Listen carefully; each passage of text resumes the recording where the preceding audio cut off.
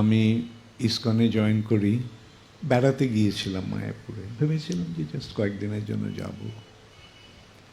সন্ধ্যাবেলা পৌঁছেছিলাম, পরের দিন মস্তক মুন্ডন করে সকালবেলায় ভক্ত হয়ে গেছি। সকলে আমাকে বলছিল যে আপনি থাকুন না, এখানে থেকে দেখুন কেমন লাগে। তখন মায়াপুরে অধিকাংশ ভক্তই বিদেশি, মুষ্টিমেয় কয়েকজন ভারতীয় ছিলেন। 250-300 ভক্ত যারা ছিল তারা অধিকাংশই আমেরিকান, ইউরোপিয়ান। তারা ঐকান্তিকভাবে আমাকে নিমন্ত্রণ করছেন, আপনি আসুন, থাকুন আমাদের সঙ্গে, দেখুন না কেমন লাগে।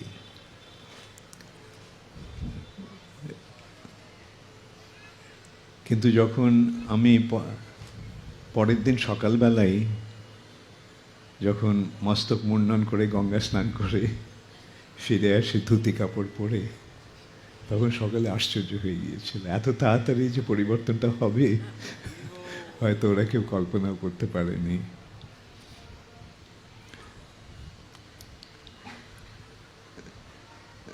তো ইতিমধ্যে আমি আমার বাবাকে চিঠি লিখেছিলাম যে আমি এরকম এখানে আছি ইসকনে। আমি বলিনি যোগদান করেছি, কিছুদিন আমি এখানে থাকছি।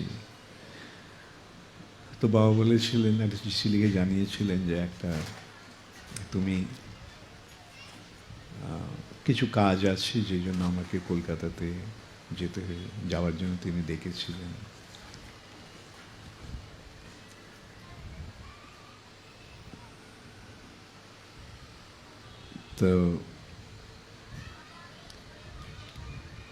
তো আমি চলে গেছি। হ্যাঁ, তখন হয়েছিল যে আরেকজন ভক্ত, তাকে যখন আমি বলেছিলাম, সে একটু নেতৃস্থানীয় ছিল, উনিও সন্ন্যাসী ছিলেন। তো যখন আমি ওকে বলেছিলাম, তো বলছিল যে একটা মায়া, বাড়িতে যেও না। ওদের ভয় ছিল যে আমি বাড়ি গেলে হয়তো ফিরে আসবো না। তাই বলেছিলাম, দেখো আমি নিজের ইচ্ছাতে আমি জয়েন করেছি, সুতরাং ওইভাবে এই নিয়ে আমার সঙ্গে ওর একটু মনোমালিন্য হয়। আমি কিছু চলে গিয়েছিলাম। সেই সময় জয়পতাকা মহারাজ ছিলেন না মায়াপুরে। তার পরের দিন অথবা তার পরের দিন মহারাজ যখন ফিরে এসেছিলেন, তখন মহারাজ খুব ব্যথিত হয়েছিলেন যে আমি এরকম চলে গেছি। সকলে বলেছিল আমি চলে গেছি। তখন মায়াপুরে আমাদেরকে একটা ফর্ম ফিল আপ করতে হতো জয়েন করার জন্য। সেই ফর্মে আমার বাড়ির ঠিকানা ছিল।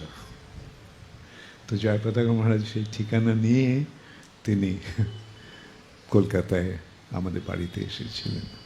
আর সেদিন সকাল থেকেই আমি আমার কোনো এক বন্ধুদের সঙ্গে ছিলাম। আমি ফিরে গিয়ে আমার ছিল যে আমার সমস্ত বন্ধুরা ভক্ত হয়ে যাবে।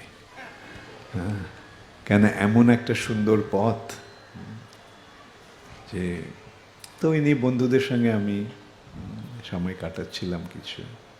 এক বন্ধুর বাড়িতে গিয়েছিলাম।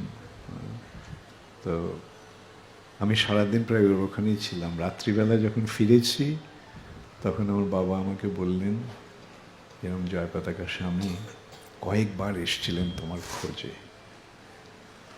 আমার খুব খারাপ লেগেছিল যে উনি এতবার এলেন আর আমি বাড়িতে ছিলাম না।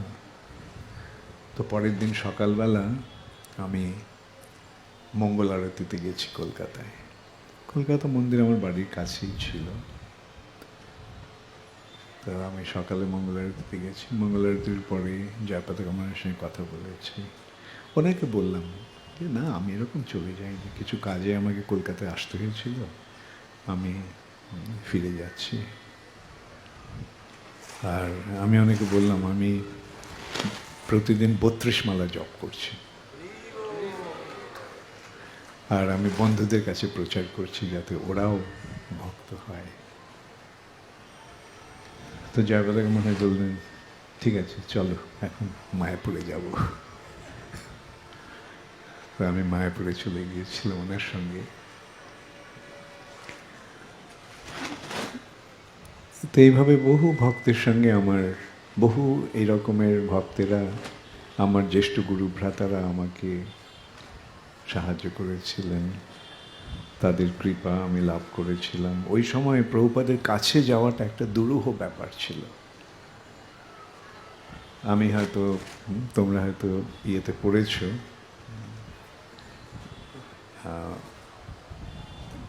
করুণা সিন্ধু গ্রন্থটিতে, আমি যখন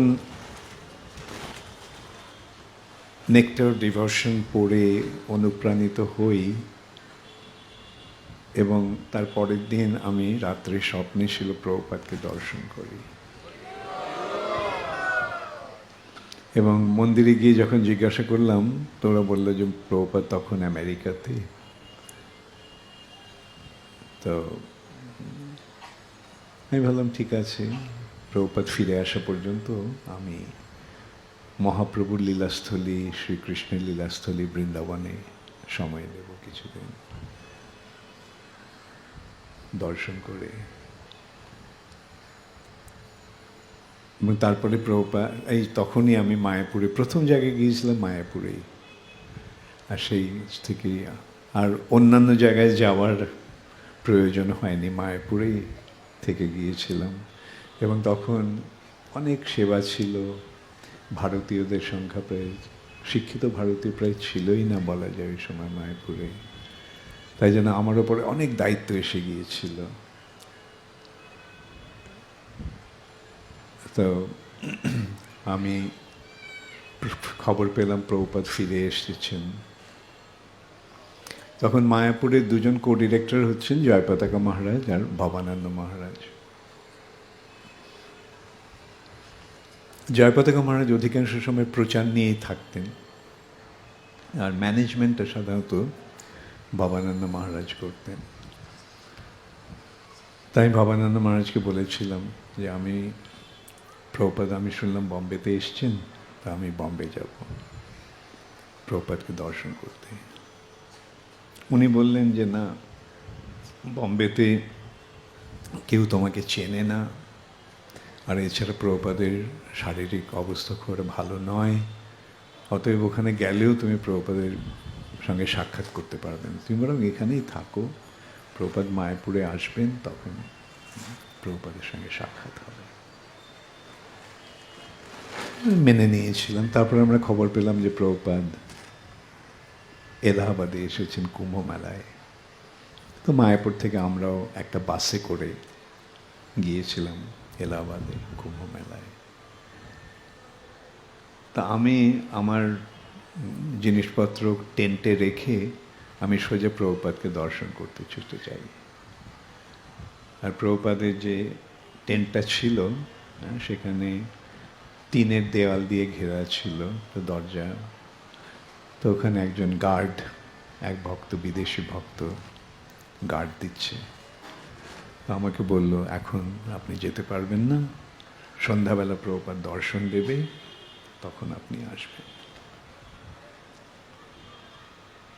তখন ঠিক আছে, আমি তো চলে গেছি ওখান থেকে। যখন আমি ফিরে যাচ্ছিলাম আমার টেন্টে, তখন দেখি ভবানন্দ মহারাজ, ঠিক আছে ঠিক আছে ঠিক আছে,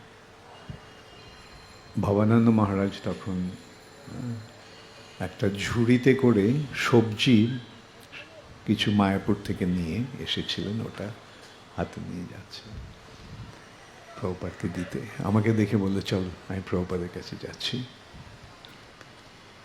তো ওনার সঙ্গে যাওয়ার ফলে কেউ আর আমাকে আটকায়নি, আমি সোজা চলে গেছি। আমি বাইরে থেকে, টেন্টের বাইরে থেকে প্রভুপাদকে দেখেছি।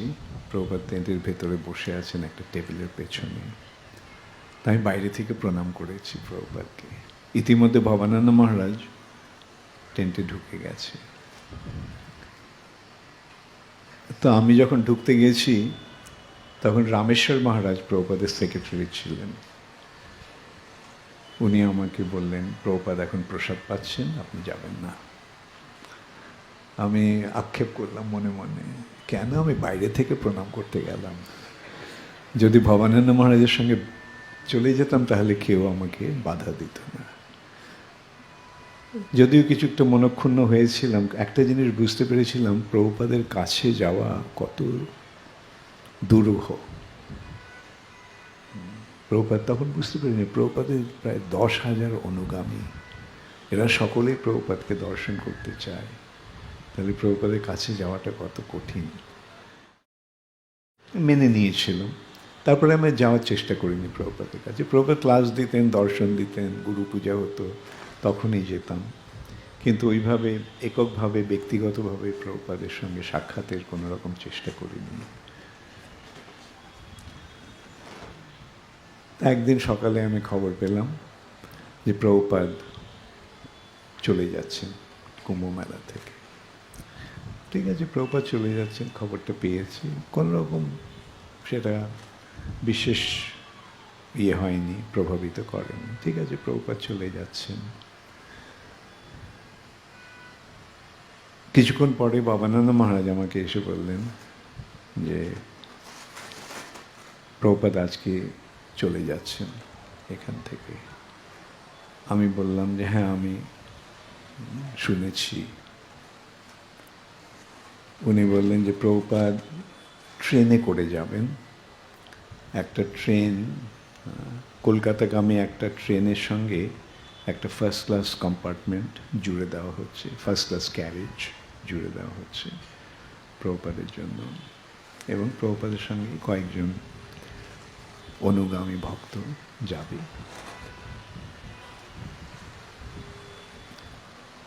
ঠিক আছে, স্বাভাবিকভাবেই প্রভুপাদের সঙ্গে তার ভক্তরা যাবে। তারপরে উনি বললেন যে সেই দলটিতে তোমাকেও যুক্ত করা হয়েছে।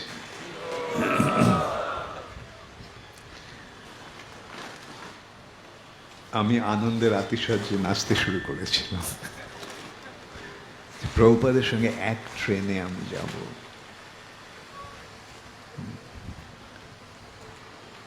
স্বাভাবিকভাবেই প্রভুপাদের সঙ্গে যারা যাবে তারা নেতৃস্থানীয় সমস্ত জিবিসি সন্ন্যাসী 14 জন মতো ছিল। আর আমি কে, এক নতুন ভক্ত, নগণ্য এক ভক্ত। রাত্রিবেলা ট্রেন ছেড়েছিল, পরের দিন সকালবেলা আমি জব করছিলাম আমার কম্পার্টমেন্টে বসে। পাশেই পরেরটাতেই কম্পার্টমেন্টে ছিল প্রভুপাদের কম্পার্টমেন্ট। ভবানন্দ মহারাজ এসে আমাকে বললেন, চলো আমি তোমাকে প্রভুপাদের কাছে নিয়ে যাব। আমি এতদিন প্রভুপাদের সঙ্গে, প্রভুপাদের কাছে যাওয়ার, প্রভুপাদের সান্নিধ্য লাভের জন্য উদ্গ্রীব হয়েছিলাম, কিন্তু এখন যখন উনি বললেন যে চলো তোমাকে আমি প্রভুপাদের কাছে নিয়ে যাব, তখন আমি নিজের মধ্যে একটা অত্যন্ত অক্ষমতা অনুভব করেছিলাম। প্রভুপাদের কাছে যাওয়ার যোগ্যতা আমার নেই, এরকম একটা ভাব এসেছিল। আমি যে কিংকর্তব্যবিমূঢ় হয়ে আমি অনেকটা বসেছিলাম। তো আমার এই অবস্থা দেখে ভবানন্দ মহারাজ হয়তো বুঝতে পেরেছিলেন। উনি আমার হাত ধরে টানতে টানতে নিয়ে গেলেন। প্রভুপাদের কম্পার্টমেন্টের দরজাটা খুলে আমাকে ঠেলে দিয়েছেন। আমি প্রণাম করেছি প্রভুপাদকে। প্রণাম করে যখন উঠেছি তখন দেখি প্রভুপাদ আমার দিকে তাকিয়ে আছেন। তো উনি আমাকে তখন বলেছিলেন, তুমি এখানে বসো। আমি বলেছিলাম, না না প্রভুপাদ, আমি মাটিতে বসছি। ফার্স্ট ক্লাস কম্পার্টমেন্টে 2টো সিট মুখোমুখি। অন্য সিটটাতে জয়পতাকা মহারাজ, রামেশ্বর মহারাজ, ভবানন্দ মহারাজ বসে আছেন। আর প্রভুপাদ অন্য সিটটাতে প্রভুপাদ বসে আছেন। অভিরাম প্রভু, তিনি কলকাতা মন্দিরের প্রেসিডেন্ট তখন, উনি মেঝেতে বসে আছেন। আমি বললাম, প্রভুপাদ আমি মাটিতেই বসছি। প্রভুপাদ বললেন, না না তুমি এখানে বসো। একটা কম্বল বেছানো ছিল সিটের ওপরে, সেই কম্বলটা কোনাটা গুটিয়ে আমি এক কোনায় বসেছিলাম। তখনই প্রভুপাদ আমাকে বলেছিলেন, তুমি আমার গ্রন্থাবলী বাংলায় অনুবাদ করো।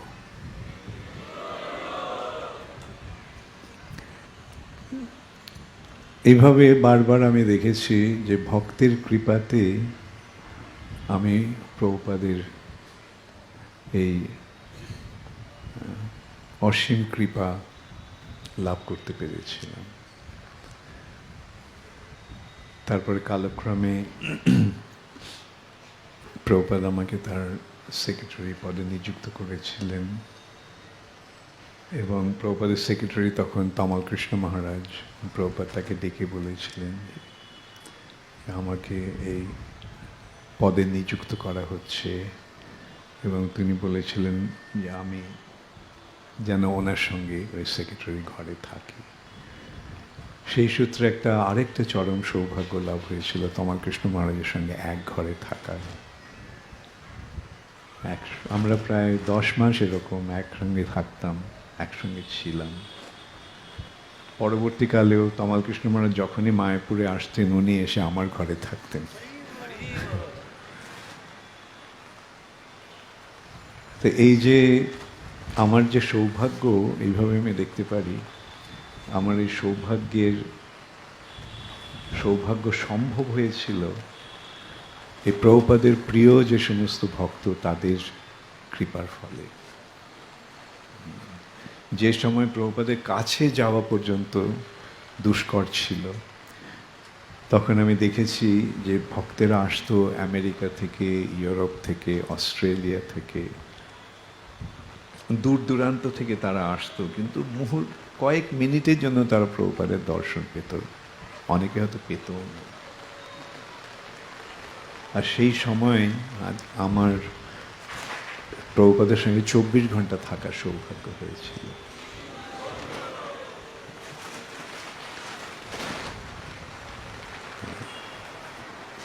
ভক্তের কৃপায় যেমন ভগবানের কৃপা লাভ হয়, তেমনি ভক্তের কৃপায় আমার প্রভুপাদের কৃপা লাভ হয়েছিল।